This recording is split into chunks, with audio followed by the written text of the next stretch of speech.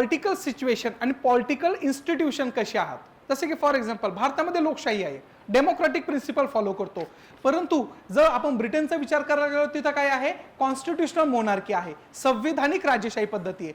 मग ज्यावेळेस तुमच्या असलेल्या पॉलिटिक्सचा विचार करतो आणि दोन देशांमध्ये कंपॅरिझन करतो त्याला म्हणलं जातं international politics. When we are talks about the international relation, तर रिलेशन फक्त तुमच्या असलेल्या त्या संदर्भामध्ये पॉलिटिक्स नाहीये, तर तुमचं असलेलं इंटरनॅशनल रिलेशन्स इकॉनॉमिकमध्ये कसं आहे, तुमचं असलेलं सोशली कसं आहे, कल्चरली कसं आहे, कॉमर्स कसं आहे, ट्रेड कसं आहे, त्या संदर्भामध्ये तुमच्याकडे असलेल्या अदर्स ऍक्टिव्हिटी जसं की डायस्पोरा आहे, ह्या सगळ्या गोष्टीच्या अँगलनी एकमेकांच्या देशासोबत तुमचं असलेलं रिलेशन आणि ते रिलेशन्स कसं मेंटेन करताय तुम्ही, हे जेव्हा तुम्ही स्टडी करता त्यावेळेस त्याला म्हणलं जातं इंटरनॅशनल रिलेशन. मग रिलेशनच्या संदर्भामध्ये तुम्हाला डायमेन्शन्स वेगवेगळे भेटतात. ज्यावेळेस तुम्ही इंटरनॅशनल पॉलिटिक्स बोलता तर त्यावेळेस संदर्भ फक्त कशाचा येतो, पॉलिटिक्सचा येतो. त्यामुळे हा फार मोठा फरक आहे की तुमचं असलेलं इंटरनॅशनल रिलेशनमध्ये तुम्हाला फक्त त्या प्रकारचं असलेलं पॉलिटिक्स नाही बघायचं आहे किंवा त्याचं असलेलं कॉन्स्टिट्यूशनल फ्रेमवर्क नाही बघायचं आहे किंवा त्या प्रकारची असलेली कोणतीही शासन पद्धती फॉलो करता फक्त तेवढं नाही बघायचं, तर त्या देशासोबत असलेलं आपल्याला contribution in each and every dimensions कसं आहे, कोणत्या स्वरूपातला आहे ते आपल्याला बघायचं आहे. म्हणून इंटरनॅशनल रिलेशन्स हा स्टडी करता वेळेस तुम्हाला फक्त त्या प्रकारच्या त्या देशाचा अभ्यास नाही करावा लागत, तर त्या देशाच्या असलेल्या जिओग्राफिकल कंडिशनचा अभ्यास, त्या देशाचा असलेल्या इकॉनॉमिकल कंडिशनचा अभ्यास, त्या देशाचा असलेल्या पॉलिटिकल कंडिशनचा अभ्यास, त्या देशामध्ये असलेल्या कल्चरल ऍक्टिव्हिटीजचा असलेला अभ्यास हा तुम्हाला करणं काय आहे, गरजेचं आहे. त्यामुळे तुम्हाला इथं सगळ्यात पहिले सगळ्यात महत्त्वाची गोष्ट असते की इंटरनॅशनल रिलेशनमध्ये तुम्हाला हे डायमेन्शन्स घ्यावे लागतात. मग हे डायमेन्शन्स घेता वेळेस आपल्याला 3 Cचा फॉलो करावा लागतो. काय 3 Cचा फॉलो करावा लागतं. एक आहे पहिलं म्हणजे तुमचं असलेलं कल्चर, काय आहे कल्चर. दुसरं काय आहे कॉमर्स, काय आहे कॉमर्स. आणि तिसरं आहे कनेक्टिव्हिटी, काय आहे कनेक्टिव्हिटी. म्हणजे एका देशासोबत दुसऱ्या देशासोबत असलेलं कल्चरल रिलेशन्स काय आहे, दुसऱ्या देशासोबत तुमचा ट्रेड किती आहे, कॉमर्स ऍक्टिव्हिटीज किती आहे, त्या देशासोबत तुमची कनेक्टिव्हिटी कशी आहे. जसं की मी तुम्हाला मागं पण सांगितलं, काल पण बोललो होतो की कोणत्याही इंटरनॅशनल रिलेशनचा जेव्हा स्टडी करतो त्यावेळेस नो परमनंट एनिमी आणि no permanent is a friends. सब अपॉर्च्युनिस्टिक है, सब एक बात पे टिके है, यानी कि वो नॅशनल इंटरेस्ट. काय आहे नॅशनल इंटरेस्ट. म्हणतो आपण स्वार्थपणा. हा स्वार्थपणा म्हणजे त्या प्रकारचा वेगळ्या निगेटिव्ह कॉम्पोनंट्स नाही बघता येणार आहे. तर स्वार्थपणा म्हणजे काय की भारताची गरज काय आहे. म्हणून बघा असं म्हणलं जातं की इतके फॉरेन मिनिस्टर्स होऊन गेलेले, फॉरेन मिनिस्ट्री आपल्या भारतामध्ये होऊन गेलेले, पण Jaishankar was a considered as a realistic approach. Realistic approach है त्यांचा, प्रैक्टिकल अप्रोच है कि भारत को कैसे फायदा हो सकता है. भाई इंडिया का इसमें एडवांटेज क्या है, भाई इसमें इंडिया का डिसएडवांटेजेस काय. कारण की अशा प्रकारचे जे फॉरेन डिप्लोमॅट्स आहे ते फॉरेन डिप्लोमॅट्स अभ्यास करता वेळेस फक्त तुमची असलेली रियालिटी बेसिसवर अभ्यास करता. मग अशा प्रकारच्या गोष्टीच्या वेळेस तुम्हाला इंटरनॅशनल रिलेशनचा जेव्हा स्टडी करायचा आहे तर तुम्हाला ह्या सगळ्या गोष्टी पर्स्पेक्टिव्हला बघाव्याच लागणार आहे. म्हणून लक्ष ठेवा, ज्यावेळेस आपण इंटरनॅशनलचा स्टडी करणार आहे इंटरनॅशनल रिलेशनचा, तर त्यावेळेस तुम्हाला ह्या सगळ्या गोष्टी बघायच्या आहे. मग आता आपल्याला आवाका कळला पाहिजे की एक्झॅक्टली कसे क्वेश्चन्स येतात. आपल्या एमपीएससी मध्ये तर आतापर्यंत पॅटर्न तसा नव्हता, आत्ता पॅटर्न आलाय, पण कुठंतरी आपल्याकडे यूपीएससीचा आधारभूत गोष्टी घेता येईल की आपल्याला कळलं की एक्झॅक्टली कसे क्वेश्चन्स येत आहे. मग त्यासाठी आपल्याकडे काही क्वेश्चन्स आहे 2021चे, यूपीएससीच्या 2021चा मेन्सचा क्वेश्चन्स आहे. बघा अजून पण सांगतोय मी, का तुम्हाला सांगतोय की सिरियस नोटवर अभ्यास करायचा, कारण की तुम्हाला असे क्वेश्चन्स येणार आहे. नॉट लाईक दॅट एवढ्या डिफिकल्ट लेवलचे नसतील कदाचित, परंतु तुम्हाला त्याचं असलेलं कंपॅरिझन करण्यासाठी तुम्हाला असे लेवलचे टाकूही शकता. आयोग येते, आयोगाला आपण थांबू शकतो का, नाही. आयोगाच्या मनाने आपण चालवू शकतो, आपल्या मनाने आयोग नाही चालणार आहे. मग त्यामुळे तुम्हाला कदाचित हे अँगल पण घ्यावं लागणार आहे की असे काही क्वेश्चन्स होता. आपण क्वेश्चन्स बघू आणि त्याच्यामध्ये हलका हलका त्याच्यामध्ये काय इनपुट्स टाकले पाहिजे हे बघता येणार आहे. मग पहिला क्वेश्चन्स आहे काय, if the last few decades were of Asia's growth story, the next few are the expected to be a Africa's. आता हे स्टेटमेंट वाचल्यानंतर कदाचित आपल्याला आपण म्हणतो ना की कन्फ्यूज होतं, डायलामा क्रिएट्स होता भाई हमारे माइंड में कि भाई इसका इंटरप्रिटेशन कैसे करें. Interpretation is the most important की टू सॉल्व योर क्वेश्चंस. ज्यावेळेस तुम्ही एखाद्या क्वेश्चनला वाचता तो क्वेश्चन तुम्हाला समजला पाहिजे. अनलेस अँड अंटिल तुम्हाला नाही तोपर्यंत तुम्ही तो क्वेश्चन चांगल्या प्रकारे डील करू शकणार नाही.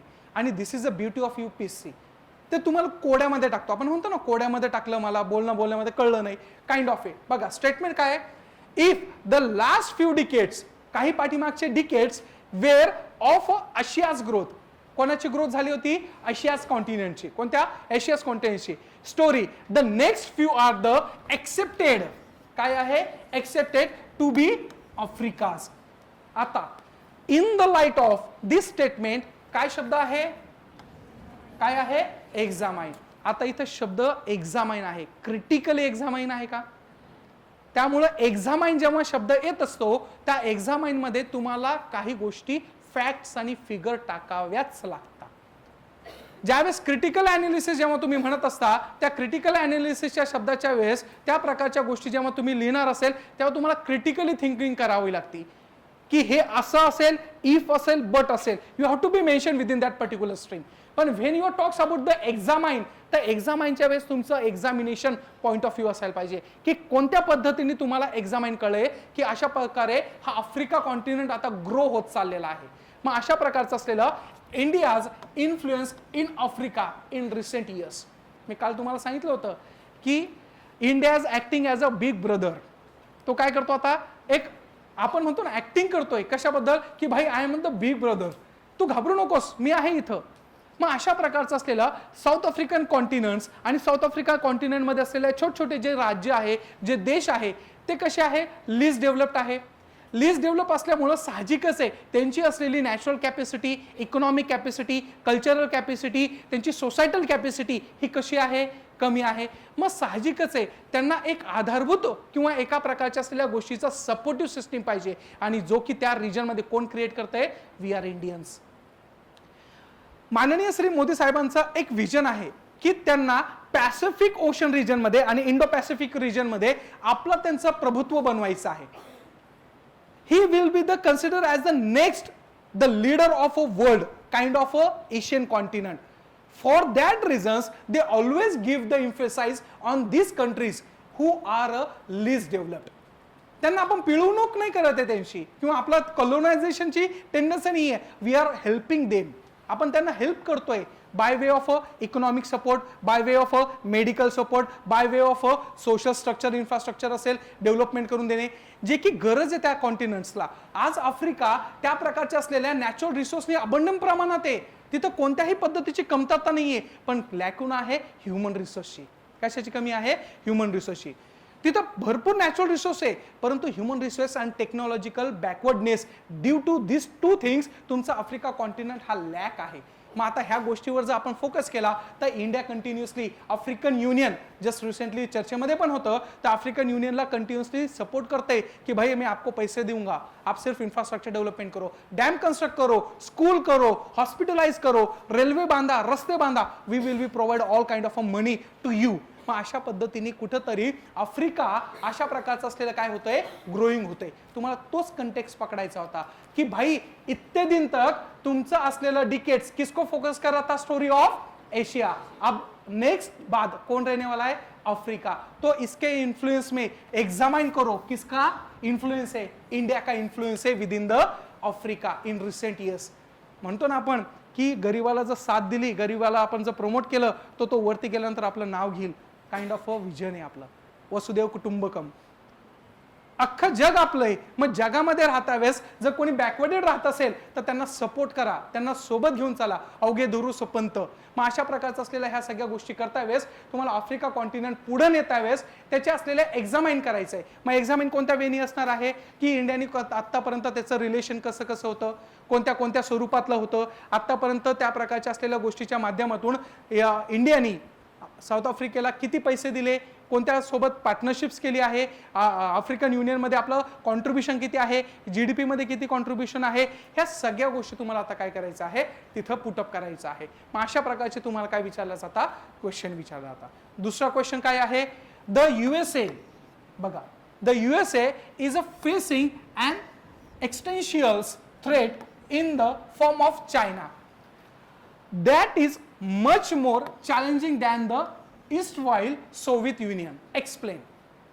डायरेक्ट तुम्हाला कोट अँड कोट देते बरं ते आता तुम्हाला त्या प्रकारचं असलेलं स्टेटमेंट अशा प्रकारे देणार. म्हणून मी तुम्हाला सांगतोय की काल परवापासून आपण एकच गोष्टीवर फोकस करतो, रीड न्यूजपेपर. कारण की हे ॲज इट इज स्टेटमेंट आहे बरं, ॲज इट इज स्टेटमेंट आहे हिंदू न्यूजपेपरमधले. डायरेक्ट विचारता comment on this, explain on this. These are the beauty of UPSC. आणि माइट बी हे as it is copy paste करतील, त्यांच्याकडे पण काय आधार आहे, MPSC कडे पण आयोगाकडे काय आधार आहे, UPSCच असणार आहे. मग kind of sources we have to be utilise. काय सांगितलेलं आहे, the US is facing the existential threat. Existential threat म्हणजे काय हो, एक्झिस्ट म्हणजे बाहेर निघणे, एक्झिस्ट म्हणजे बाहेर निघणे. The US is facing an existential threat in the form of China that is much more challenging than the erstwhile Soviet Union. आता तुमची रिप्लेसिंग पॉलिसी चालू आहे. इतके दिवस बायपोलर होते, कोण कोण, अमेरिका आणि रशिया. भाई अब ये अमेरिका का साइडलाइन हो रहा है, बीच में कौन उभरता आ रहा है, चाइना. तो फिर ये एग्जामाइन करो की चायना की कोणती पॉलिसी है आणि कोणत्या कोणत्या पॉलिसीच्या माध्यमातून हा पर्टिक्युलर एशियन रिजन असेल किंवा तुमचा असलेला पॅसिफिक रिजन असेल, इथं हा फार डॉमिनेट करतोय. मग ज्यावेळेस आपण काल त्या संदर्भामध्ये बघितलं की आपल्याकडे त्या प्रकारचं असलेलं चायनाने एक पॉलिसी यूज केलेली आहे. त्या पॉलिसीचं नाव आहे स्ट्रिंग ऑफ पर्ल्स पॉलिसी. काय आहे, string of pearls policy. Simple आहे, स्ट्रिंग ऑफ पर्ल्स म्हणजे तुमचं असलेलं त्या संदर्भामध्ये पल्सेस आहे. जसे की फॉर एक्झाम्पल तुमचं असलेलं श्रीलंका, इथं कनेक्शन म्हणजे तुम्ही अशा प्रकारची माळ घालणार आहे. काय घालणार आहे, माळ घालणार आहे, मोत्याची माळ. मग ती मोत्याची माळ म्हणजे काय की अशा ठिकाणी तुम्हाला पोर्ट स्थापन करायचं किंवा तुमचा मिलिटरी बेस स्थापन करायचा की ज्याच्या माध्यमातून तुमचा इंडो पॅसिफिक रिजन्स हा काय होणार आहे, टोटली कव्हर होणार आहे. This is called as a string pearls of policy. ही फार जुनी पॉलिसी आहे. नंतर चायनाने एक नवीन पॉलिसी आणली, सिल्क रूट पॉलिसी, जुना रूट. येते लक्षात. मग अशा प्रकारचं असलेल्या ह्या सगळ्या गोष्टी तिथे डॉमिनेट क्रिएट करतोय. मग अशा प्रकारचं असलेलं जर एक्झिस्टेन्शियल किंवा तुमचं असलेला अमेरिका इतके दिवस इथं इंटरफेअर करत होता, इतके दिवस मॉरिशस मध्ये येऊन बसत होता, इतके दिवस तुमचा ऑस्ट्रेलियामध्ये बेस क्रिएट करत होता, आता त्याला काय आहे, रिप्लेस केलं जाते. कोणामार्फत, चायना मार्फत. मग चायना साहजिकच आहे त्या प्रकारचं असलेल्या ह्या सगळ्या गोष्टीच्या ऍक्टिव्हिटीच्या माध्यमातून तो काय करतोय, इथं त्या प्रकारे डेव्हलपमेंट करतोय. श्रीलंकेमध्ये हम्बनटोटा बेट आहे, तिथे डेव्हलपमेंट कोणाची आहे, तुमच्या चायनाची आहे. त्याच्यानंतर तुमचा इराणमध्ये चब्बार पोर्ट्स आहे, ते पण कोणाच्या डेव्हलप केलं जात आहे, चाइना मार्फत. भाई this is a kind of using the mechanism by the China. तो चाइना क्या कर रहा है, धीरे धीरे सब में क्या कर रहा है, इंटरवेन कर रहा है. मग अशा प्रकारच्या वेळेस तुम्हाला त्या गोष्टी सांगता आल्या पाहिजे. काय, the USA is a facing an existential means वो बाहर निकल रहा है threat in the form of China. किसके थ्रेट आ रहा है, चाइना का हो रहा है. That is much more challenging to home, Soviet Union यानी अपना रशिया. बाबा रशिया का, Russia facing the next enemy कौन रहने वाला है, चाइना रहने वाला है. This is called as the geopolitics. भाई बिकॉज ऑफ यहाँ पे देखो, इथं जर बघितलं तर तुमचं असलेलं एक लँडलॉक कंट्रीज किंवा लँडलॉक तर म्हणता येणार नाही, परंतु लँड होल्डिंग कॅपॅसिटी चायनाची आणि रशियाची आहे. बरोबर आहे, बाय जिओग्राफिकल असेल, बाय सगळ्या गोष्टीच्या माध्यमातून आहे. तर इथं तुमचं प्रस्थ स्थापन करता वेळेस तुम्ही जिओ पॉलिटिक्सच्या माध्यमातून, जिओ इकॉनॉमिक्सच्या माध्यमातून सगळ्या गोष्टी काय करताय, तुम्ही ऍक्टिव्हिटी करताय. मग हे थ्रेट निर्माण होणार आहे कोणाला, रशियाला. मग आता याच्यावर एक्झामाइन करा. मग एक्झामाइन करता वेळेस तुम्हाला सगळ्या गोष्टी किंवा सॉरी काय करा, तुम्ही एक्सप्लेन करा. मग एक्सप्लेन करायचं काय की चायनाची पॉलिसी काय आहे, चायना आता काय करतोय, चायनाच्या माध्यमातून कोणत्या कोणत्या गोष्टी केल्या जात आहे, चायनाच्या पद्धतीने अजून कुठं कुठं इंटरव्हेन केल्या जाणार आहे. ह्या सगळ्या गोष्टीचं असलेलं तुम्हाला लेखाजोखा तुम्हाला तुमच्या आन्सरमध्ये मांडावं लागतंय.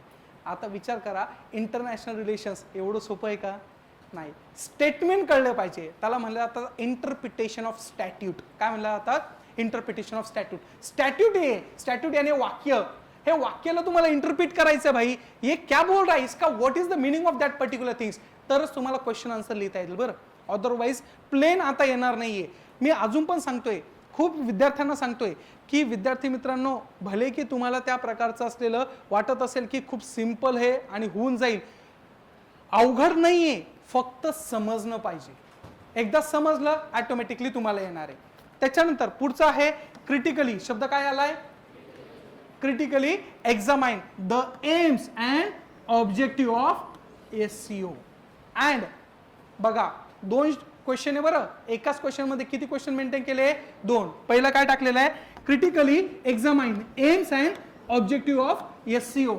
SCOचा लॉंग फॉर्म काय, शांघाय कॉर्पोरेशन. काय आहे, शांघाय कॉर्पोरेशन्स. मग त्याचं असलेलं एम्स आणि ऑब्जेक्टिव्ह काय आहे, आणि with importance does it hold for India.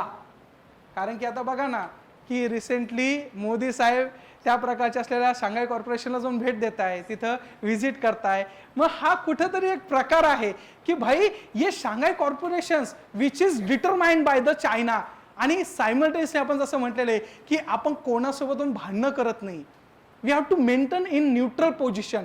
आणि हे न्यूट्रल पोझिशन मध्ये जेव्हा राहतो ना त्यावेळेस आपल्याला कळतं की नाही अरे अशा प्रकारच्या गोष्टी जर आपण त्याला व्हायोलेट केल्या तर कुठेतरी त्या प्रकारच्या असलेल्या गोष्टी काय होणार आहे, त्या संदर्भामध्ये आपल्याला त्याचा लॉस होणार आहे. मग इंडियाच्या कंटेक्स्टमध्ये तुम्हाला SCO काय आहे आणि SCOचा फ्रेमिंग नेचर काय आहे, आणि अलॉंग विथ दॅट हा SCO कशा प्रकारे एक महत्वाचा रोल प्ले करतोय. SCO का स्थापन झालं, त्याचं एम्स काय होते, त्याचे ऑब्जेक्टिव्ह काय होते, हे तुम्हाला माहिती असणं गरजेचं आहे. म्हणजे तुम्हाला सुरुवातीला SCOची डेफिनेशन, SCOच्या डेफिनेशन म्हणजे ऐवजी एम्स आणि ऑब्जेक्टिव्ह लिहायचे, आणि त्याच्यानंतर इंडियाचा कंटेक्स्ट काय आहे त्याच्या अंतर्गत ते तुम्हाला लिहायचं आहे. म्हणजे बघा अशा प्रकारे तुम्हाला क्वेश्चन येतील. त्याच्यानंतर आहे बघा, हा क्वेश्चन जर वाचलं तर वाटेल की एक पॅराग्राफच दिलाय काय आपल्याला. बघा, the newly trinational partnerships, कोणतं कोणतं, AUKUS. काय, AUKUS. Aim at the countering, नीट लक्षात घ्या बरं, aim at the countering China's ambitions in the Indo-Pacific region.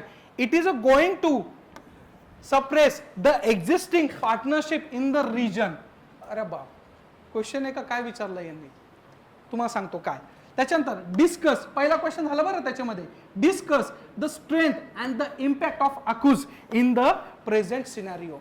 म्हणजे तुम्हाला basically you have to be know the exactly the mechanism AUKUS आणि त्याच्या अंतर्गत असलेल्या त्या रिजनमध्ये, पर्टिक्युलर इंडो पॅसिफिक रिजनमध्ये काय करायचं आहे त्या संदर्भात तुम्हाला कळलं पाहिजे. आता मी तुम्हाला 2 मिनिटं तुमच्या पूर्ण कॉन्सेप्टची क्लिअरिटी करतो. बघा, आपण बघितलं की चायनाची पॉलिसी कशी होती हो, की कुठं पण त्याला प्रकारचा त्याला एंट्री पाहिजे, तो एक्झिस्ट नावाची गोष्ट नाही. एक लक्षात ठेवा बरं, चायना कधीच एक्झिस्टवर भरोसा नाही करतो, काय करतो, एंट्रीवर भरोसा करतो. जहां पे जगह मिली भाई घुस जाता हो, उसको एक्झिस्ट ही मालूम नाहीये. तो म्हणतो की ज्या ज्या देशाला माझा सपोर्ट पाहिजे वी विल बी प्रोव्हाइड.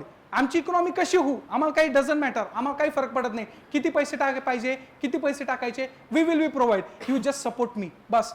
अहो एवढा मोठा ऑस्ट्रेलियाला त्यांनी सोडलं नाही. ऑस्ट्रेलियाला सांगितलं की भाई तेरा पोर्ट में बना के दूंगा. ऑस्ट्रेलिया बोला भाई मेरे पास ऑलरेडी पैसा है, तू क्यों पैसे दे रहा है. नहीं नहीं नहीं, तेरे को लगेगा, रहने दे, मैं दे रहा तेरे को, रहने दे भाई, तेरे पास रहने दे, it's a necessary for us.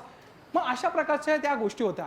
मग आता एक काय झालं होतं की त्या संदर्भामध्ये ज्यावेळेस आपल्याला चॅलेंज करायचं होतं कोणाला, त्या प्रकारच्या असलेल्या चायनाला, आणि चायनाची असलेली पॉलिसी ही सगळ्यांना माहिती आहे, एक ड्रॅकोनियल पॉलिसीज असते, आणि ह्या ड्रॅकोनियल पॉलिसीमुळे काय करतो तो प्रत्येक ठिकाणी घुसण्याचा प्रयत्न करतोय. मग याला थांबवण्यासाठी 2 प्रकारच्या असलेल्या संस्था तिथं काम करत होत्या. एक होत्या पहिली तुमची असलेली क्वॅड, कोणती होती, क्वॅड. दुसरी आहे AUKUS, AUKUS किंवा AUKUS, AUKUS, काय ते स्पेलिंग, हा AUKUS. काय झालं, ज्यावेळेस आपण क्वॅड बघतो तर क्वॅड मध्ये कोणते आहे, इंडिया, ऑस्ट्रेलिया, जपान आणि USA. बरोबर आहे, कोण कोण आहे, इंडिया आहे, ऑस्ट्रेलिया आहे, जपान आहे आणि USA. आता यांनी सुरुवातीला ह्या प्रकारची असलेली एक संस्था बनवली. आता ही संस्था एक सिक्युरिटी अलायन्स नाही बरं, एक लक्षात ठेवा, अलायन्स वेगवेगळ्या प्रकारचे असतात. एक कल्चरल अलायन्स असती, एका इकॉनॉमिकल अलायन्स असती, एका त्या प्रकारची असलेली सिक्युरिटी अलायन्स असती. ही कशी होती, एका प्रकारची इकॉनॉमिक अलायन्सेस होती. म्हणजे काय की ह्या 4 देशांनी एकत्र यावे आणि एकत्र येऊन त्या प्रकारच्या असलेल्या गोष्टीच्या माध्यमातून आपल्या सगळ्या देशाचा डेव्हलपमेंट कसं होईल याच्यावर फोकस करायचा. Ultimately back of the mind काय होतं की भाई किसको रुकाना था, चाइना को रुकाना था. हमें क्या करना है, हमें ये अल्टिमेटली करना है, लेकिन by way of coordination between among us. मग अशा प्रकारे क्वॅड निर्माण झालं. मग क्वॅडच्या संदर्भामध्ये हळूहळू त्या प्रकारच्या असलेल्या काय झाल्या तिथं गोष्टी दिसायला लागल्या. मग त्याचं असलेलं त्या प्रकारचं प्लोरिफिकेशन होत गेलं. हळूहळू त्या प्रकारची असलेली ही संस्था उभरास आली आणि कुठेतरी चायनाच्या मनामध्ये भीती निर्माण झाली की भाई ये क्वाड अगर वापिस डॉमिनेटली क्रिएट हो गया तो अपना कुछ भी नहीं हो सकता है. मग त्यांनी त्या प्रकारच्या असलेल्या वेगवेगळ्या गोष्टीच्या संदर्भामध्ये त्या क्वाडला कुठेतरी डावलण्याचा प्रयत्न केला. मग हे डावलत्या कुठेतरी अमेरिकेला एक दिसून आलंय की भाई इसमें से जो अपना इंडिया है और जो अपना जापान है ना वो दे are not a capable person. अपने को क्या चाहिए, ऐसे कैपेबल पर्सन चाहिए कि जिसके वजह से हम डोमिनेट कर सकते. कहां पे, इंडो पैसिफिक रीजन पे. That's why they making such kind of a accuse किंवा तुमचं असलं काय म्हणतो आपण त्याला अकस. मग अशा प्रकारची ही निर्माण केली. मग त्याच्यामध्ये कोण कोण होते, ऑस्ट्रेलिया, त्याच्यानंतर युके आणि युएसए. हे 3 कंट्रीज होत्या. कोणत्या कोणत्या, ऑस्ट्रेलिया, युके आणि युएसए. मग अकस मध्ये ह्या 3 कंट्री होत्या आणि डावलं कोणाला होतं, इंडिया आणि जपानला. आणि कारण काय दिलं होतं की त्या संदर्भामध्ये this is a alliance of a military alliance, not a economical alliances. मग अशा वेळेस ज्यावेळेस त्या प्रकारचं ऑस्ट्रेलिया, युके आणि युएसए हे तिघं एकत्र आले आणि ह्या अकसने असं सांगितलं की आता आम्हाला काय करायचं आहे, चायनाला डिफीट करायचं आहे.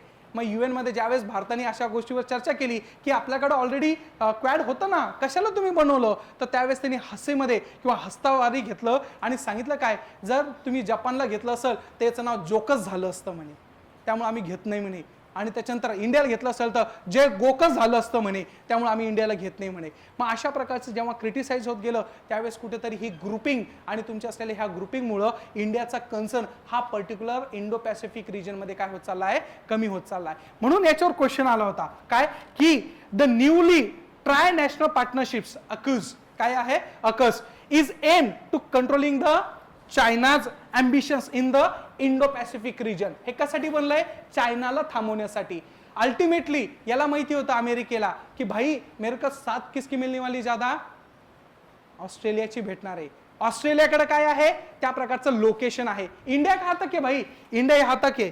इंडिया यहां से यहां तक नहीं जा सकता. इंडिया की मोनोपोली कहां तक है, यहां तक है. लेकिन ऑस्ट्रेलिया ने क्या किया है, पूरा इतना कवर किया है. सो दैट माझ्यासाठी अमेरिकेसाठी महत्वाचं कोण आहे, ऑस्ट्रेलिया दॅन तुमचा असलेला इंडिया. जापान कितना है भाई, यहाँ पे इतना है, वो क्या करेगा, कुछ भी नहीं कर सकता है. ह्या डोक्यात ठेवून तुमच्या असलेल्या युएसएने ऑपॉर्च्युनिस्टिक बघितली आणि ऑपॉर्च्युनिटीच्या माध्यमातून त्या प्रकारच्या असलेल्या गोष्टी तिथं सांगितल्या.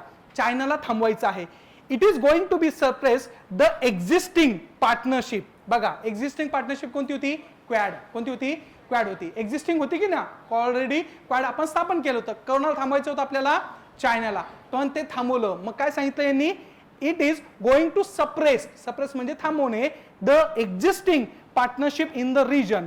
मग त्या प्रकारचं खरंच होत आहे का तसं, discuss the strength and the impact of AUKUS किंवा त्या प्रकारचं असलेलं AUKUS in the present scenario. मग तुमचं असलेलं ह्या संस्थेचं महत्त्व किती आहे, मग तुम्हाला ते महत्त्व पटवून द्यावं लागणार आहे. कारण की कधी पण जिओ पॉलिटिक्समध्ये तुमचा असलेला संदर्भ तुमच्या लोकेशनवर डिपेंड असतो. जर लोकेशन तुमचं स्ट्रॉंग असेल तर तुमची दुसऱ्या देशावर तुम्ही काय करताय, मात करण्यासाठी सोपे असतात. म्हणून त्या प्रकारच्या असलेल्या गोष्टीच्या वेळेस तुम्हाला त्या सगळ्या गोष्टी तिथं मेन्शन कराव्या लागणार आहे. येते लक्षात.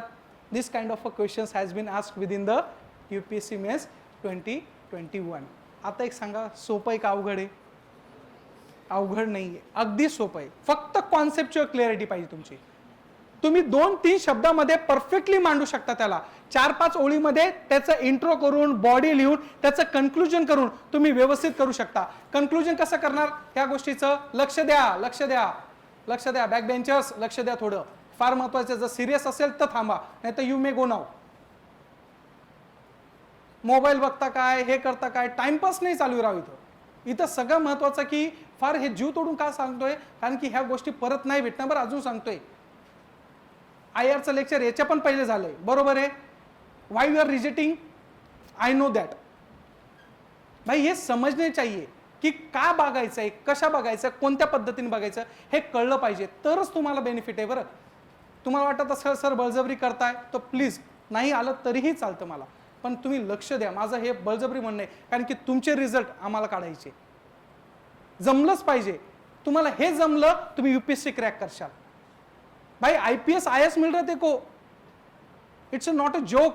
IAS कहाँ पे, नाही तर आयुष्यभर खेट्या मारावं लागेल बाहेर. प्रायव्हेट जॉबच्या ठिकाणी 8,000 9,000 10,000 रुपयावर.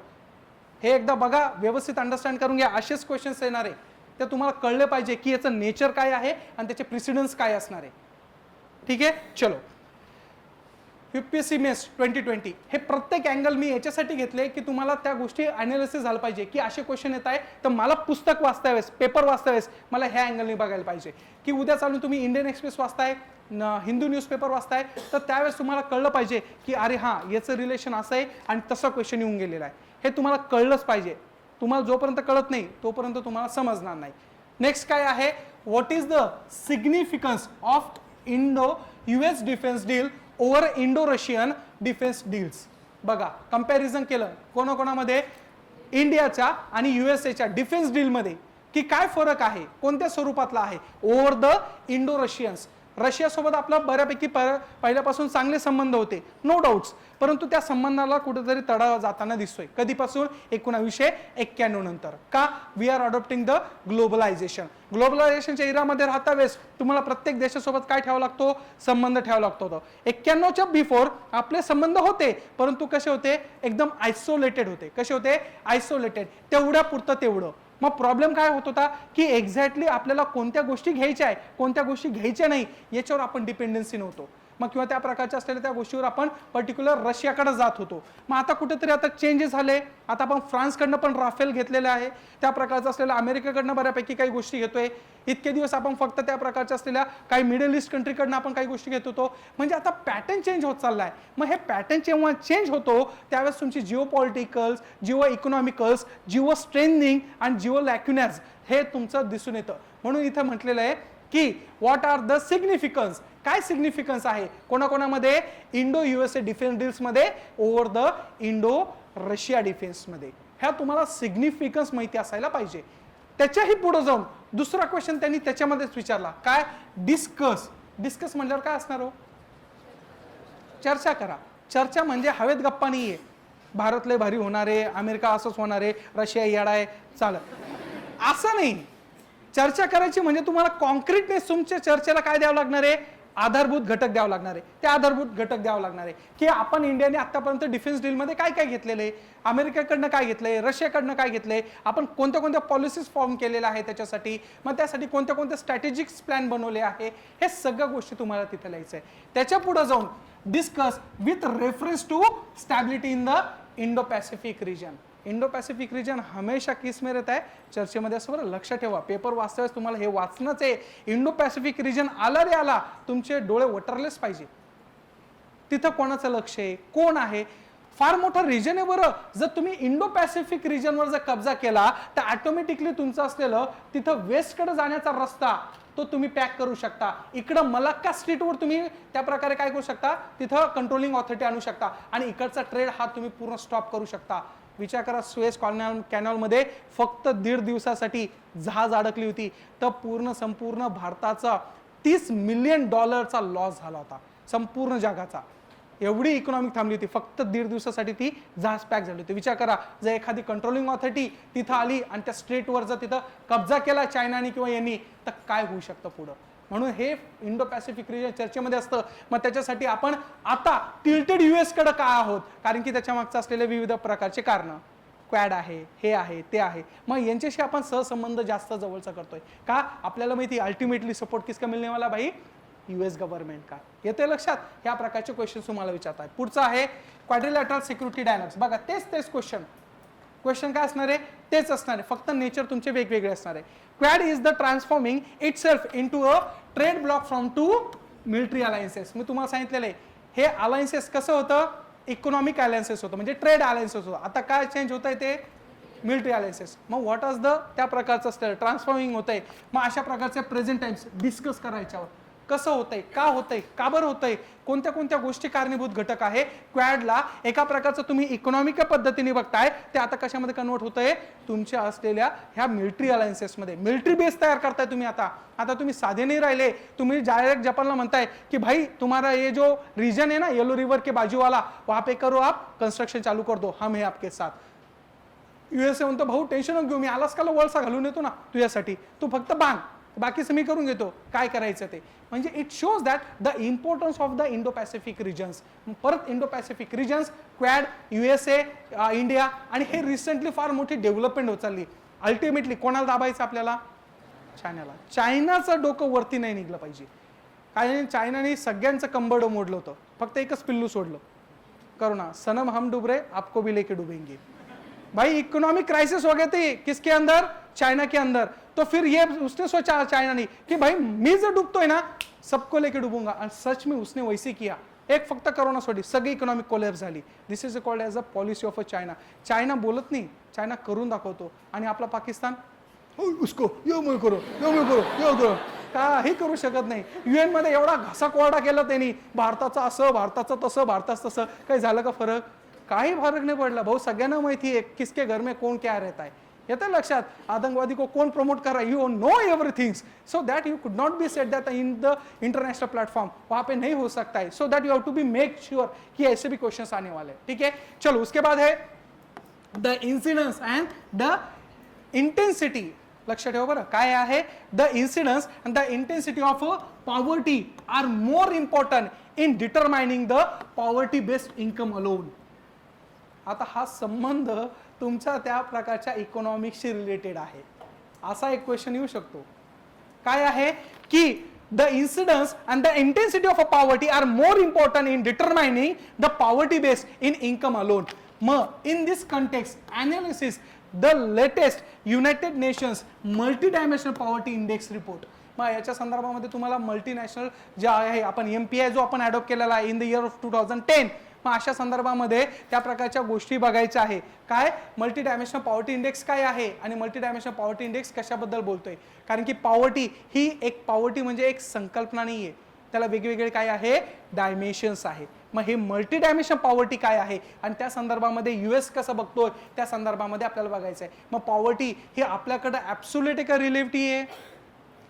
म्हणजे आपण त्याला काय म्हणतो सापेक्ष आणि काय आहे निरपेक्ष. कशी आहे आपल्याकडे पॉवर्टी? कशी आहे? कशी आहे? रिलेटिव्ह और ॲब्सोल्यूट आहे? रिलेटिव्ह आहे. रिलेटिव्ह आहे. ॲब्सोल्यूट पॉवर्टी कॅल्क्युलेट करतो आपण. कोणती पॉवर्टी कॅल्क्युलेट करतो? ॲब्सोल्यूट. ॲब्सोल्यूटला मराठीतून काय म्हणतात ते बघून घ्या. रिलेटिव्ह पॉवर्टी, लक्ष ठेवा, relative poverty always consider within the particular develop countries. तिथं बघितलं जातं की भाई मेरे पास BMW है, तेरे पास कौन सी है? मेरे पास मारुति कार है, लेकिन दोनों के पास क्या है? 4 व्हीलर है. दोनों के पास क्या है? 4 व्हीलर है. You have to compare them, that is called the relative poverty. Then उसके बाद यू कॅन बी सेट की भाई से कोणी म्हणत असेल इंडियामध्ये माझ्याकडे गाडी आहे, माझ्याकडे सायकल आहे, आपण तिथं ॲब्सोल्यूट पॉवर्टी म्हणतो की भाई इसके पास तो सायकल ही है, इसके पास गाडी भी नहीं है. This is called as absolute poverty. So that in the context of poverty आणि ह्या पॉवर्टीच्या माध्यमातून त्या प्रकारचं multidimensionalness within the particular US government कसं बघतं त्या संदर्भामध्ये हे याच्यावर क्वेश्चन आलेला आहे. म्हणजे IRचा संबंध तुमचा डायरेक्ट इकॉनॉमीशी लावलेला आहे. हा फरक असतो तुमच्या असलेल्या IRचा. त्याच्यानंतर पुढचा आहे इंडियन डायस्पोरा. सगळ्यात महत्वाचं काय आहे? Indian diaspora. डायस्पोरा म्हणजे what is the difference between, सांगतो what is the difference between diaspora आणि NRI? आपण म्हणतो NRI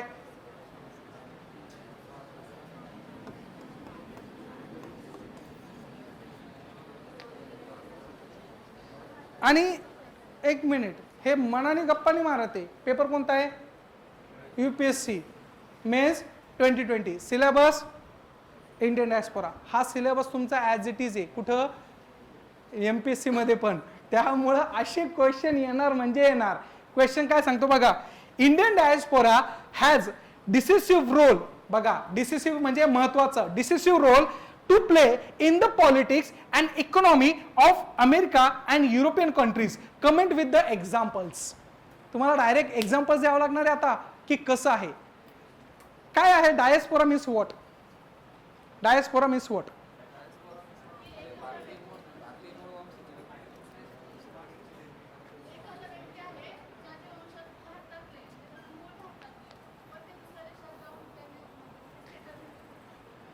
भारतीय वंश हा वेगळी कॉन्सेप्ट आहे. Kamala Harris due respect, Kamala Harris आहे. Sundar Pichai, these are the Indian origins. काय आहे? इंडियन ओरिजिन्स आहे, भारतीय वंशाचे आहे. काय आहे? भारतीय वंशाचे. These are the people called as a Indian origin, पण they are not a NRI. म्हणजे नागरिकत्व कुठलचं भेटलेलं आहे? अमेरिकेचं भेटलेलं आहे. वंशज आपल्याकडे होते, काही घेणं नाहीये, आपण त्याच्यामध्ये जगतो. बरं, हा आमचा भारतीय वंशाचा, तो आमच्या भारतीय वंशाचा, ती आमच्या भारतीय वंशाची, याच्यामध्ये जगतो. भारतामध्ये कॉन्ट्रीब्युशन क्या भाई तेरा? भाई इनका तो भी कॉन्ट्रीब्युशन आहे. NRI म्हणजे परत येणारे. NRI म्हणजे काय? येणारे. NRI म्हणजे काय की भाई who are not residents of India, who are reside particular territory of another countries and they are sending a kind of a remuneration with in the India, this called as a NRI and this persons called as a diaspora. म्हणून याला म्हणलं जातं track two डिप्लोमॅसी. काय शब्द आहे? Track two diplomacy. म्हणजे काय? मोदी साहेब कहीं पे जाओ, सूछे माझ्या माना, मी आलोय, मला भेटा, काय प्रॉब्लेम्स आहे तुमचं, ते आहे ते आहे, ओके, तुमचं अजून काय कन्सर्न आहे तुमच्या त्या देशामध्ये काय. म्हणून बघा, मोदी सरांचं विजन मला एक आवडतं. त्यांनी काय केलंय की जेवढे पण रिजन मध्ये आपले भारतीय पसरलेले आहे, सगळ्या कंट्रीजला व्हिजिट करतात ते, आणि सगळ्या कंट्रीजला व्हिजिट करून ते कोणाला भेटता? इंडियन डायस्पोराला भेटता. त्यांचं म्हणणं काय की ठीक आहे, झोपू नका, झोपू नका, डायस्पोरा चालू आहे, डायस्पोरा. त्यांचं म्हणणं काय की ठीक आहे, तुम्ही काय करा, तिथं राहा, तिथं इकॉनॉमिक ऍक्टिव्हिटी करा, तिकडचं GDP वाढवा, आम्हाला काही प्रॉब्लेम नाहीये, परंतु ऍटलिस्ट रिम्युनेशन हे इंडियामध्ये असायला पाहिजे. आणि म्हणून बघा, आता त्यांची एक वाक्य आहे की जे भारतामध्ये ब्रेन ड्रेन होतंय. काय होतंय? Brain drain. तुमची ड्रेन ऑफ वेल्थ थेरी कोणी मांडली होती? दादाभाई नौरोजीनी. ड्रेन ऑफ वेल्थ थेरी म्हणजे काय? तुमच्या पैशाचं निस्सरण होतंय, तुमचा पैसा कुठं चालला? विदेशात चाललाय. आता भारताचं काय चालू आहे? ब्रेन ड्रेन चालू आहे. तुमचे बुद्धी लोकवादी लोक कुठे चालले? बाहेरच्या देशात. मग तिथलच्या लोकांचं असलेलं contribution with in the economy of America आणि with in the European countries. आज जर्मनी बघा ना, स्टुटगार्ट्स बघा, आज सगळे जेवढे पण MS करण्यासाठी जातात त्या USA नाही तर तुमच्या जर्मनीला जातात. वाय? MTech करायचं तर तिकडेच पळतात, because of they get the opportunities. मग व्हॉट आर द एक्झाम्पल्स? तिथं एक्झाम्पल्स द्यायला पाहिजे की काय काय आहे. IT हब आहे, ITज आहे, सिलिकॉन व्हॅलीज आहे, कॅलिफोर्नियाज आहे, तुमच्या सगळ्या गोष्टीच्या माध्यमातून तुम्हाला तिथं ग्लोरिफिकेशन आहे. भाई नासा का भी वहाँ पे बहुत बड़ा इंस्टॉलेशन्स आहे तो, so they are the giving the more opportunity. म्हणून बघा, त्या प्रकारचं असलेलं मोदी साहेब तिथं जाताना म्हणता काय की तुम्ही करा, परंतु भारत देशामध्ये पण तुमचं कॉन्ट्रीब्युशन असायला पाहिजे. कुठेतरी भारतामध्ये असलेल्या ह्या गोष्टीचं कॉन्ट्रीब्युशन होतंय. म्हणून diaspora is the most important decisive role play कर रहा है हमारे इंडिया के ग्रोथ में. येते लक्षात?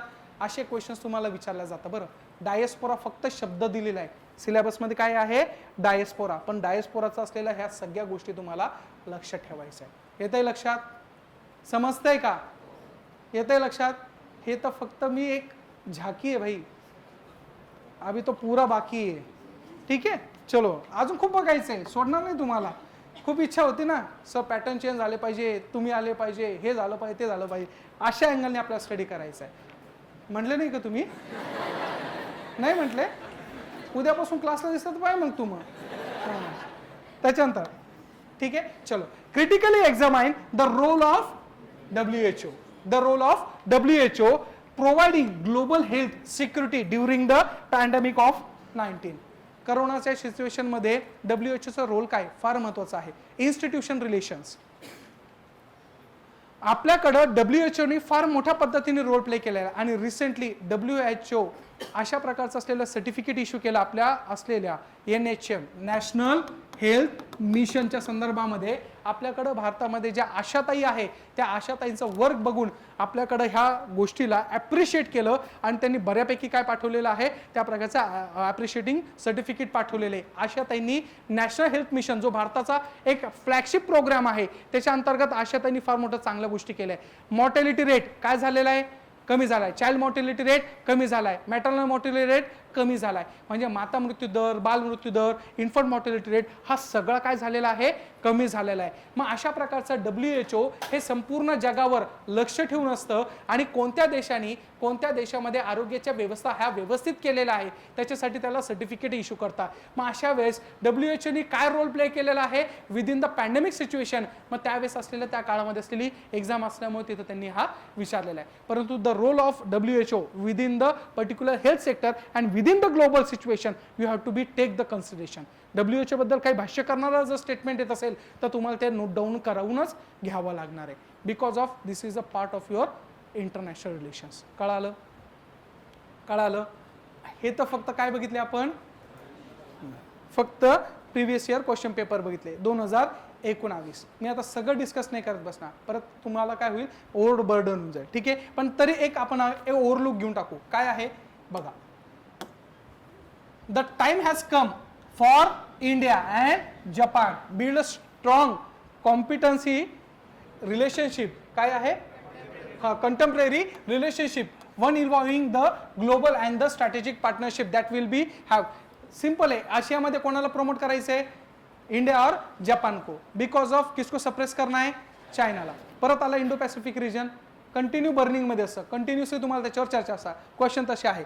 आता त्या संदर्भामध्ये कोणावर विचारलेलं आहे, UNESCO. Discuss the statement, too little cash too much politics leave UNESCO. असं कोण म्हटलं होतं, USA म्हटलं होतं. कोण म्हटलं होता, USA. काय झालं, USA एक प्रकारचा आहे ना, आपण म्हणतो ना, हा पांढरा हत्ती आहे भाई, किसी का सुनने वाला नहीं बनता वो. Because of he has a economic capacity, he has a technological capacity, he has a kind of anything. आपण म्हणतो ना की America consider as the bowl of a fruits bowl म्हणतो आपण त्याला. का, कारण की संपूर्ण जगामधून लोक कुठं सिच्युएटेड आहे, अमेरिकेमध्ये आहे. त्याच्याकडे एक वेगळी कॅपॅसिटी निर्माण झाली. मग तो जो म्हणाल त्या प्रकारचा असलेल्या बाकीचे जे लिस्ट डेव्हलप कंट्रीज आहे ते त्याच्या मागे पळत असतात. मग प्रॉब्लेम काय होतो की कोणत्याही ग्लोबलायझेशनच्या असलेल्या त्या संदर्भामध्ये काही करार असेल, काही पॅक्ट्स असेल किंवा त्या संदर्भामध्ये काही गोष्टी करत असेल तर त्याच्यामध्ये आडकाठी कोण निर्माण करतं, US करतं. मग US काय म्हणतोय की त्या संदर्भामध्ये काय, टू लिटिल कॅश, याच्याकडे काय नाहीये, पैसा नाहीये, टू मच पॉलिटिक्स आहे. काय त्याच्यामध्ये, टू मच पॉलिटिक्स आहे. आणि तुम्ही काय करा, त्याला लिव्ह करा, म्हणजे सोडून द्या. कोणाला, युनेस्को संस्थेला. युनेस्को संस्था काही कामाची नाहीये. जे वर्ल्ड हेरिटेज साईट्स देतात का तुम्हाला, ते कोणामार्फत असते, युनेस्को मार्फत. मग युनेस्को ही काहीच आता कामाची राहिली नाही. काय त्याच्याकडे नाहीये, पैसा नाहीये. त्याच्यामध्ये काय जास्त ऍक्टिव्हिटी आहे, पॉलिटिक्स आहे. काहीच कामाची नाहीये, असं सोडून द्या. मग UNESCO fighting for life discuss the statement in the light of US withdraw and the accusations of the cultural body being a anti-Israel bias. मग तुम्हाला इथं 3 क्वेश्चन्स आहे. एक तर युनेस्को, त्याच्या संदर्भामध्ये युनेस्कोचं मेकॅनिझम, त्याच्यानंतर तुमचा US ची हेजिमनी, आणि त्याच्यानंतर काय आहे, ॲक्विजिशन. काय आहे, accusations of cultural body being a anti इस्रायलची अगेन्स्टमध्ये आहे. मग तुम्हाला 3 कंटेक्स्टमध्ये लिहायचं आहे. मग युनेस्कोने अँटी इस्रायल अशा कोणत्या गोष्टी केल्या होत्या, इस्रायलमध्ये काही गोष्टींना त्या प्रकारचं असलेलं वर्ल्ड हेरिटेजचा साईट दिला नव्हता का, किंवा युनेस्कोनं काही क्रिटिसाइज केलं होतं का, अशा विविध प्रकारच्या असलेल्या बारीक सारी गोष्टी तुम्हाला काय करायच्या आहे, तिथं बायसनेसच्या अंतर्गत लिहायच्या आहे. येते लक्षात. मग अशा प्रकारे तुम्हाला तिथं लिहायचं. त्याच्यानंतर the long sustain image of India as a leader of a oppressed and the marginalise nation. Oppress आणि मार्जिनलाइज नेशन म्हणजे कोणते, साऊथ आफ्रिका कंट्रीज. ते कसे आहे, ऑप्रेस आहे ना, दबलेले, आणि मार्जिनलाइज म्हणजे पैसा कमी आहे, सगळ्या गोष्टी आहे त्या कमी प्रमाणात आहे. मग depress has on account of its a new found role in the emerging global order. Elaborate. थोडक्यात काय, acting as a big brothers. Big ब्रदरच्या माध्यमातून तुम्हाला काय करायचं आहे ते तुम्ही तिथं दाखवलं पाहिजे. मग तिथं India is a considering as a emerging leader. Bharat काय आता एमर्जिंग लीडर. एक लक्षात ठेवा की जसं मी काल तुम्हाला सांगितलेलं आहे की प्रत्येक व्यक्ती जो पॉलिटिकल विल त्याची स्ट्रॉंग असते ना, तो त्या संदर्भामध्ये भारताच्या याच्यामध्ये काही करू शकतो. बरं, 370 हे पहिल्यापासून होतं, पण पॉलिटिकल विल कोणामध्ये सापडली, BJP गव्हर्नमेंटमध्ये. त्यांनी भाई हिला डाला, सब कर डाला. युनायटेड नेशनच्या प्लॅटफॉर्मवर तिथं सहज सांगितलं, this is a internal matters, don't intervene our us. हे आमच्या घरातले भांडण नाही, तुम्ही मध्ये डोकं नका घालू.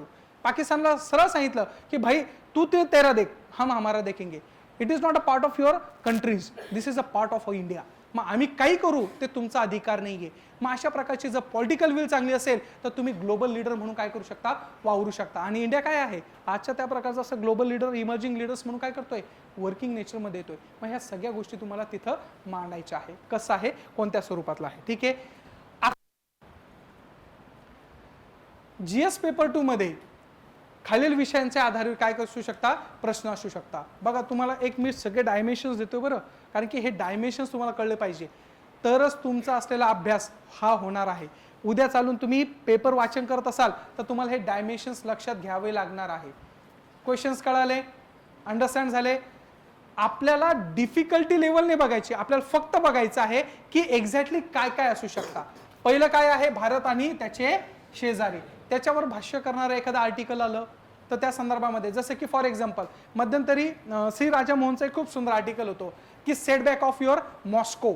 मॉस्कोचा सेटबॅक बसला, म्हणजे मॉस्को म्हणजे रशिया, रशियाची असलेली कॅपिटल आहे. मग त्या प्रकारचा सेटबॅक बसला का, युक्रेनचा लचका तोडायला गेला पण लचका न तोडता आल्यामुळे तो पाठीमाग आला, पाठीमाग सरला. मग अशा वेळेस तिथं झेड नावाची कृती तिथं तयार झाली होती.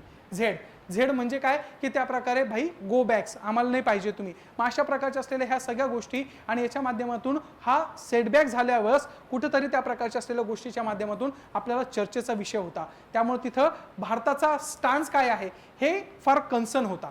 जसं की फॉर एक्झाम्पल सगळ्यांचं लक्ष भारतावर होतं. बरं काय झालं की सगळेजण सांगत होते की कोण रशिया सोबत आहे, कोण युक्रेन सोबत आहे, कोण कसं आहे, कोण कसं आहे.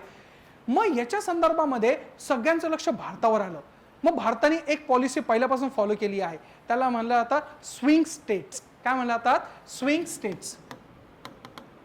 भारताला काय म्हणतात, स्विंग स्टेट. आपण म्हणतो ना बॉल काय केलं त्यांनी, स्विंग केला. स्विंग केला म्हणजे काय की फिरवला. बरोबर आहे.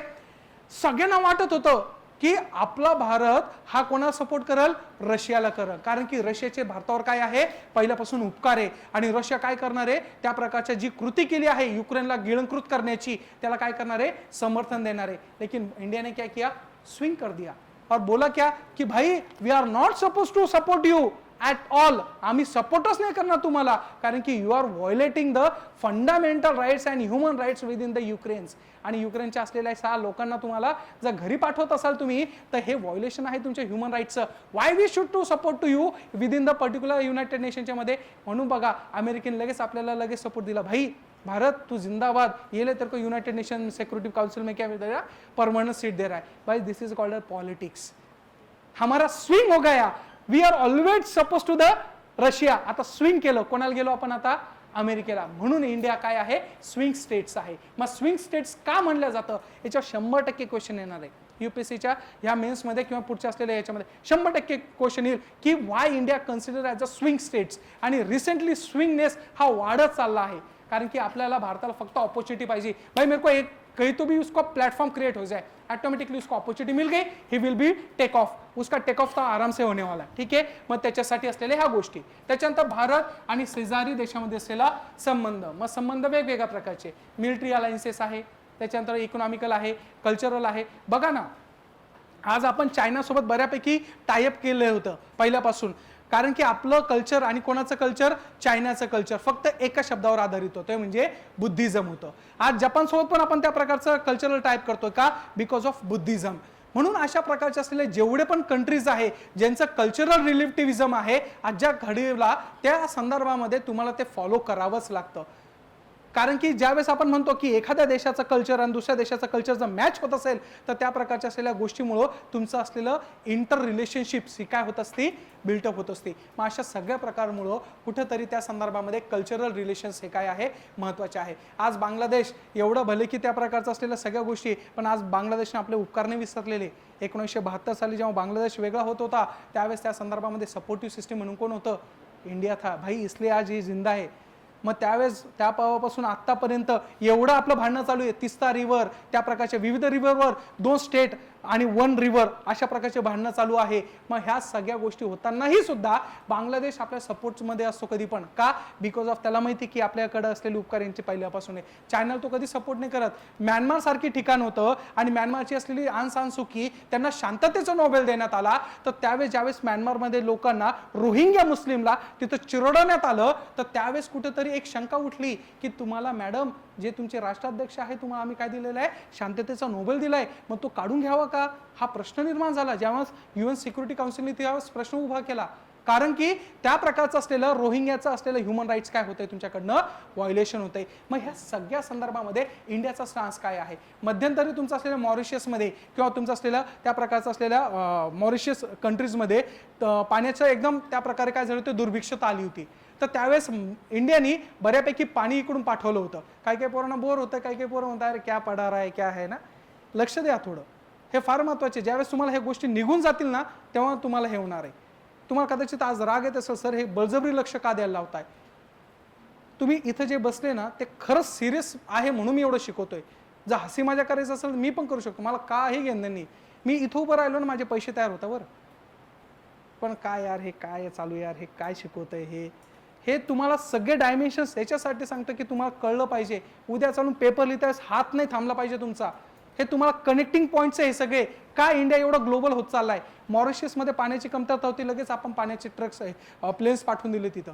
का? कारण की तिथं ही वॉटर डिप्लोमसी क्रिएट होती. मग हे सगळ्या गोष्टी करता वेळेस कुठंतरी तुमच्या शेजारी राष्ट्रामध्ये भारत हा वरती येत आहे. मग अशा प्रकारचा असलेला त्यांचा संबंध तो बघायचा आहे. त्याच्यानंतर आहे द्विपक्षीय, प्रादेशिक आणि जागतिक गट आणि भारताचा समावेश असलेले आणि किंवा भारताच्या हितसंबंधांना प्रभावित करणारे करार. जसे की फॉर एक्झाम्पल भारताचा आता बघा सार्क म्हणून पहिली कंट्री होती. आता सार्कमध्ये त्या प्रकारचा पाकिस्तान होता.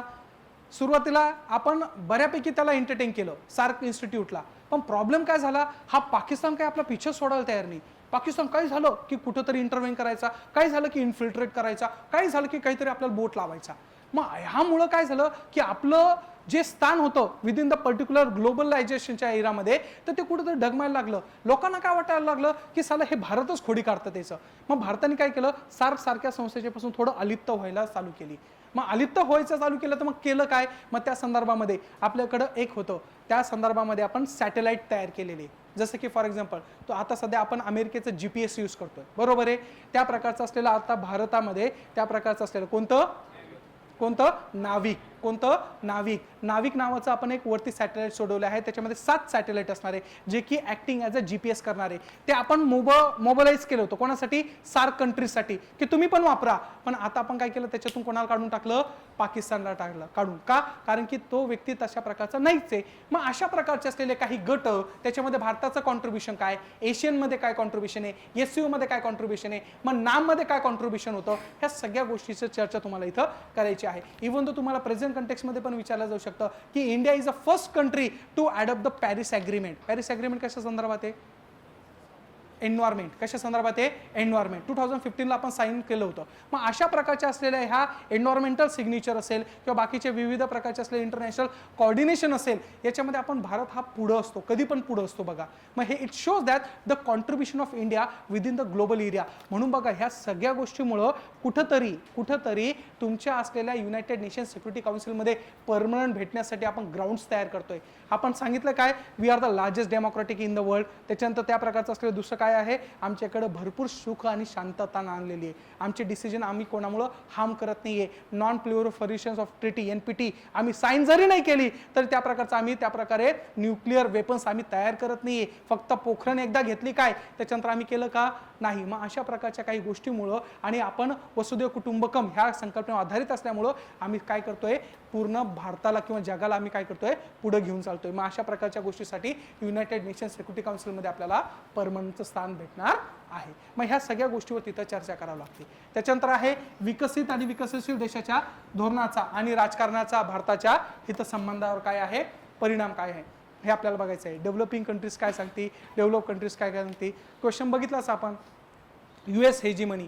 आज आपण म्हणतो ना की why we are always saying that की भाई India is a considered as a modernize country, पण we are not a modernize at all. आपण मॉडर्नाइज नाही आहे, वेस्टर्नाइज पण नाही आहे, आपण फक्त ऑपॉर्च्युनिस्टिक आहे.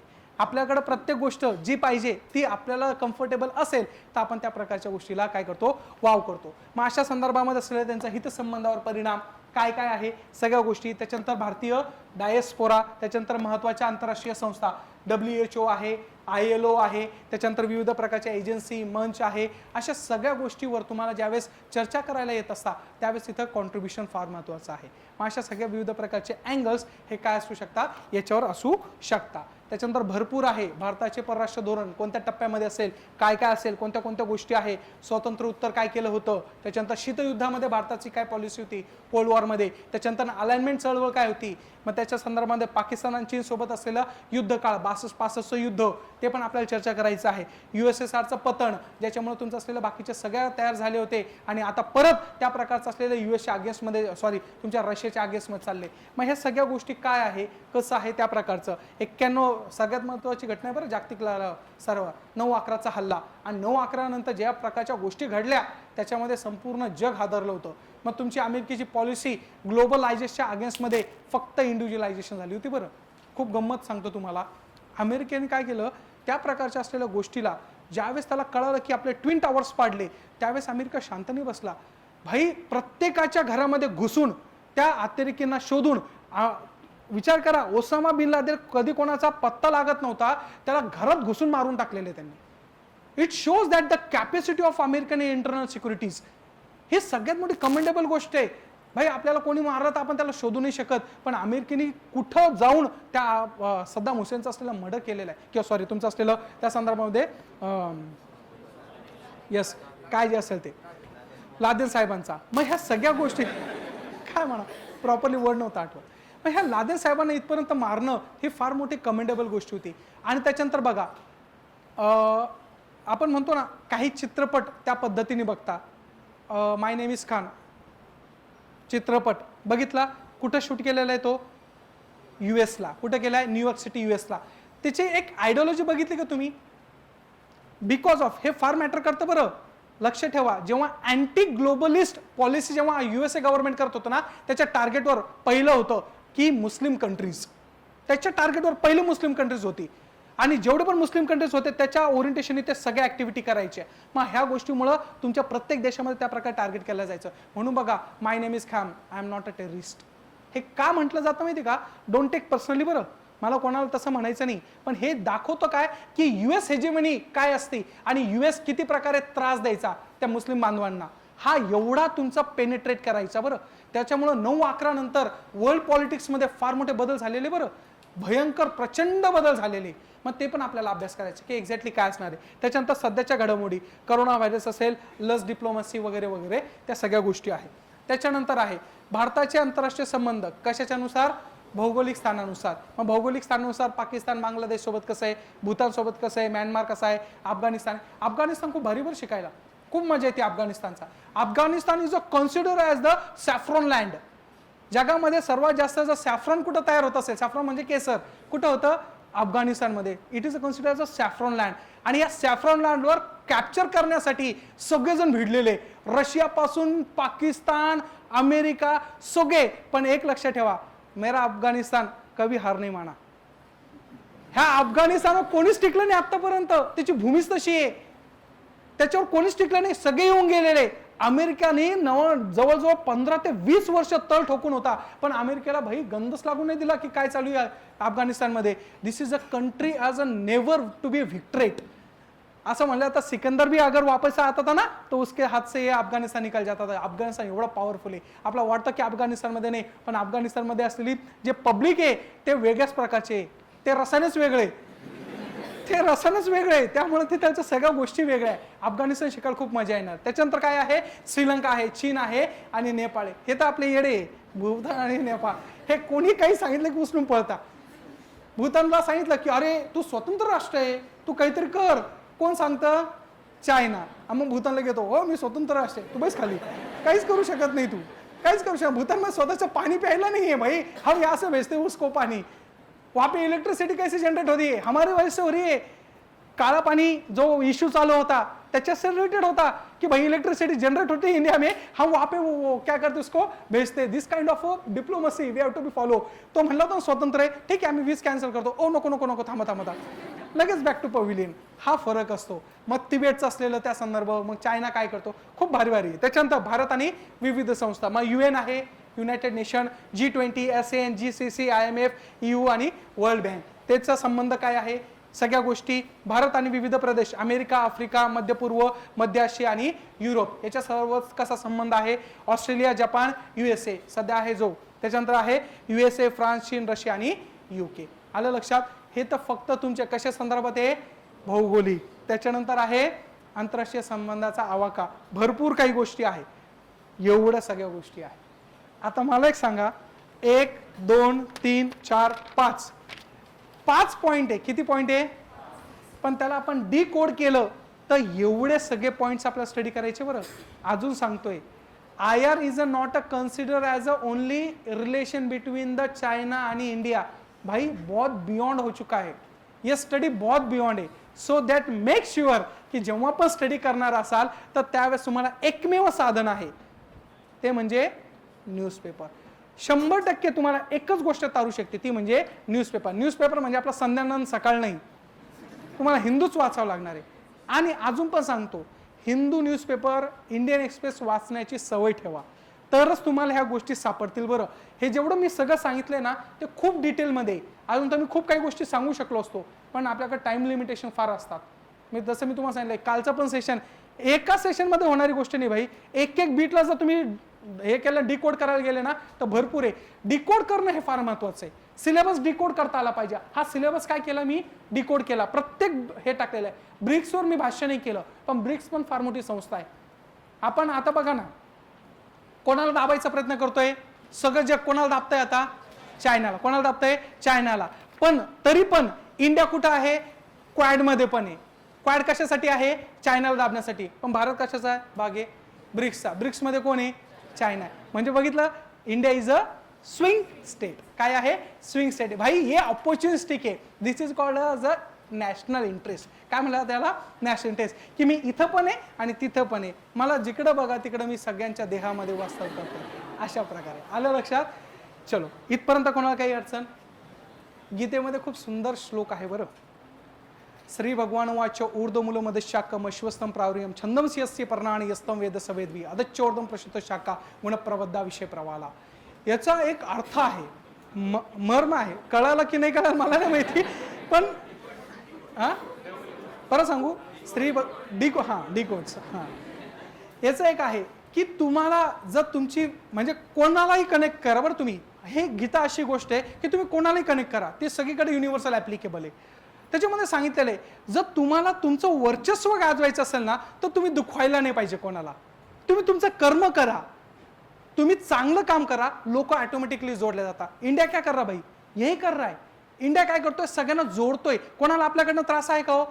भले की आपण आफ्रिकन कंट्रीजला आपण सपोर्ट करतोय, पण आफ्रिकन कंट्रीजला कधी दाबायचा प्रयत्न केला का आपण, कधीच नाही. तुमची व्हाईट्समॅन बर्डन पॉलिसी कोणाची, अमेरिकेची. अमेरिकेने काय केलं होतं की भाई we are the white person आणि we are the barbarian in nature, you have to be suppressed. तुमच्यावर अधिराज्य गाजवण्याचा अधिकार कोणाला आहे, आम्हाला आहे. पण तुम्हाला भारत कधी वागताना दिसतं का हो तसं, कधीच नाही. This is called as a diplomacy. हे आपल्याकडे त्या प्रकारच्या सगळ्या गोष्टी चालू आहे.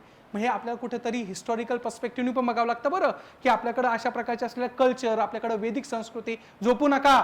त्या संदर्भामध्ये ह्या सगळ्या गोष्टी असतात. महिला मंडळ तुम्हाला पण मी सोडणार नाही. कोणी असेल लक्षात ठेवा, कोणी असेल माझ्या लेक्चरमध्ये झोपायचं नाही, अटेंटिव्ह राहायचंय. तुम्हाला सवय लागल्या काय सर शिकवता मस्त झोपता काय, अरे यार तुम्हाला तवले सरांसारखा माणूस शिकवतोय हिस्ट्री, तुम्हाला खोटं नाही बोलत. काल विद्यार्थ्यांना मी तेच बोललो, अरे त्या माणसाचे नोट्स मी स्वतः UPSCच्या प्रिपरेशनला वाचलेले. एवढा इंटेलेक्च्युअल पर्सन आहे बरं तो, आणि त्याच्या लेक्चरमध्ये झोपा येतात. तुम्हाला लाज वाटलं पाहिजे. तुम्हाला घरून झोपून यायचा ना, का ढेकणं चावता. अरे एवढा इंटेलेक्च्युअल पर्सन, त्याच्यासारखं पर्सन नाही बरं. अजून सांगतोय तुम्हाला, रिच नॉलेज मध्ये रिच आहे. बशम सारखा माणूस त्याला कन्सर्न करतो की सर याच्यामध्ये काय आहे. प्रवीण चव्हाण जर तुम्ही नाव ऐकलं असेल, त्या प्रवीण चव्हाण सरांसोबत याच्यावर डिबेट डिस्कशन होते ना, 3-3, 4-4 घंटे हलत नाही सर. इतकं भयंकर नॉलेज आहे. तुम्ही साधा नका समजू. तर माणूस साधा भोळा आहे. साधा भोळा इन द सेन्स गरीब आहे म्हणून ते आमच्यासारखे नाही आहे कुठं पण घुसणार आहे. पण नॉलेज बहुत सही उनका, डोंट अंडरस्टिमेट. झोपायचं नाही तुम्हाला आहे ना, माझ्यासारखेच पाहिजे कंटिन्यू टोचचे देणारे. लक्ष दे, झोपू नको, हे कर ते कर. माझ्यासमोर महिला मंडळ असो की पुरुष मंडळ एक आहे. बोर होत असेल तर क्लासला न्यायचं, पण इथे येऊन झोपा नाही तसं जमणार नाही आपल्याला. येतं लक्षात? चलो, कळालं? आलं लक्षात? चलो बघा, सगळं होणार. आपला अभ्यास पण तेवढा ताकदीचा करायचा आहे, अभ्यासाला हटायचं नाही.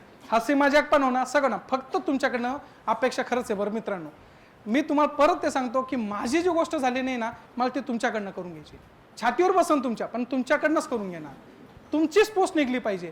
उद्या चालून मला बॅगेत भरून देशाल, सर राहू द्या हे आपल्याकडनं, नको जाऊ, मी जगून घेईल भाऊ तुमच्या याच्यावर, काय करतो गरीब माणूस.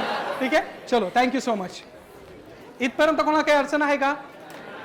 आता एक टास्क तुम्ही कंटिन्यू करा. Be honest with yourself. मी तुम्हाला प्रत्येक वेळेस काही येऊ शकणार नाहीये, पण डेली न्यूजपेपर रीडिंग कराच मित्रांनो. तुम्हाला खूप डायमेन्शन्स कळणार बरं. आणि तुम्ही म्हणत असाल सर 3-4 तास निघून जाता न्यूजपेपरला, जाऊ द्या ना, जाऊ द्या, पण तुमचे सगळे डायमेन्शन्स क्लिअर होत आहे बरं. तुम्ही न्यूजपेपरला अवॉइड केलं, कॉन्सेप्ट समजून घ्या, नो डाऊट्स, इन्फ्लेशन समजून घ्या, अंडरस्टँड करा, त्याचं रिलेशन तुम्हाला त्या प्रकारे वाटलं पाहिजे. काल परवाच सेन्सेक्स खाली गेला, बरोबर आहे. मग सेन्सेक्स खाली का गेला, कशामुळे गेला हे शोधायचा प्रयत्न करा. वाय द सेन्सेक्स एकदम खाली जातोय, काय मागचं त्याचं कारण आहे. आलं लक्षात? नवनवीन व्हिडिओज पाहण्यासाठी आणि नोटिफिकेशनसाठी आजच आमच्या YouTube चॅनलला सबस्क्राईब करा. Bhagirath IAS academy.